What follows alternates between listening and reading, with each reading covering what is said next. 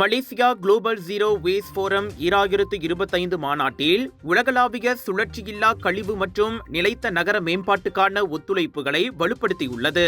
வீடமைப்பு ஊராட்சித்துறை அமைச்சரும் ஐநாவின் UN ஹெபித்தட் அமைப்பின் தலைவருமான நாகோர்மிங் துர்க்கியே தலைநகர் இஸ்தான்புலில் நடைபெற்ற மாநாட்டில் பல முக்கிய இருதரப்பு கூட்டங்களில் கலந்து கொண்டார். அதன்போது UN ஹெபித்தட் நிர்வாக இயக்குனர் அனா கிளவுடியா ரோசர்பேக்குடன் 2026-2029 வியூக திட்டம் குறித்து கலந்துரையாடினார். அதில் குறைந்த விலை வீடுகள், சமமான நகர சேவைகள் மற்றும் நில உரிமை பாதுகாப்பு குறித்து முக்கியமாக பேசப்பட்டது. இருவரும் ரோட் டு பெலம் முயற்சியை முன்னெடுத்து COP30 மாநாட்டுக்கான பாதையில் ஜீரோ வேஸ்ட் கொள்கைகளை இணைக்க ஒப்புக்கொண்டனர்.